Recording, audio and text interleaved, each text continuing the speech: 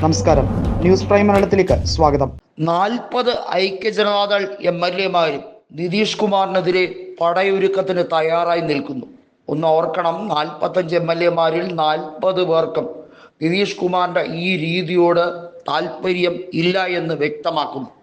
BJP-യുമായുള്ള ഈ കൂട്ടുകച്ചവടത്തിൽ നിതീഷിന് അന്തിമമായി നഷ്ടങ്ങൾ ഏറെയാകും. നിതീഷ് എന്തുകൊണ്ട് കട്ടായം പറയുന്നില്ല? BJP-ക്ക് സീറ്റുകൾ കുറച്ച് മാത്രമേ കൊടുക്കുകയുള്ളൂ. ഐക്യജനതാദൾ 243 സീറ്റുകളുള്ള ബീഹാറിൽ 150 സീറ്റിലും മത്സരിക്കും.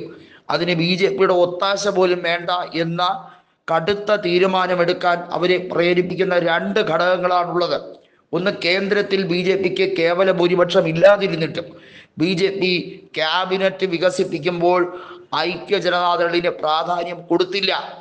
രണ്ടാമത്തെ കാര്യം എന്നത്, നിതീഷ് കുമാറിൻ്റെ പ്രധാനപ്പെട്ട വകുപ്പുകൾ BJP-ക്ക് കൊടുക്കുന്നതിൽ ഐക്യജനതാദൾ MLA-മാർക്ക് കടുത്ത അതൃപ്തിയാണ്. മഹാഗഡ്ബന്ധനുമായി, അതായത് RJD കോൺഗ്രസ് ബാന്ധവം ഉണ്ടായിരുന്നപ്പോൾ പോലും ഇല്ലാത്ത അവഹേളന BJP നേതാക്കളിൽ നിന്ന് നേരിട്ടതാണ്. ഇടക്കാലത്ത് BJP ബന്ധം ഉപേക്ഷിച്ച് നിതീഷ് കുമാർ വീണ്ടും മഹാഗഡ്ബന്ധനുമായി സഹകരിക്കാൻ കാരണമായത്. ഇത് മറന്നുകൊണ്ട് ഒരിക്കലും മുന്നേറരുത് എന്നാണ് ഇപ്പോൾ MLA-മാർ നിതീഷിനോട് വിലക്കിയിരിക്കുന്നത്. സുശീൽ കുമാർ മോദി ആയിരുന്നപ്പോൾ BJP-ക്ക് ഒരു മയമുണ്ടായിരുന്നു. എന്നാൽ അതുപോലെയല്ല ഇപ്പോഴത്തെ നിലപാടുകൾ. എന്തായാലും കേന്ദ്രത്തിൽ കേവല ഭൂരിപക്ഷം ഇല്ലാത്തതിനാലാണ് BJP താൽക്കാലികമായി അവരുടെ അജണ്ടകളെല്ലാം മാറ്റിവെക്കുന്നത്. കേന്ദ്രത്തിൽ ബജറ്റ് വിഹിതം ഉൾപ്പെടെ കൃത്യമായി പറഞ്ഞപ്പോൾ ബീഹാറിനും ആന്ധ്രാപ്രദേശിനും കൂടുതൽ കൊടുത്തല്ലോ എന്ന് പറഞ്ഞിട്ട് കാര്യമില്ല.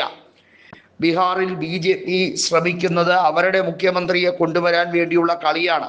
മഹാരാഷ്ട്ര മോഡൽ ഇംപ്ലിമെന്റ് ചെയ്യാൻ ബീഹാറിൽ നടക്കില്ല എന്ന് ആവർത്തിക്കുകയാണ് നിതീഷ് കുമാർ.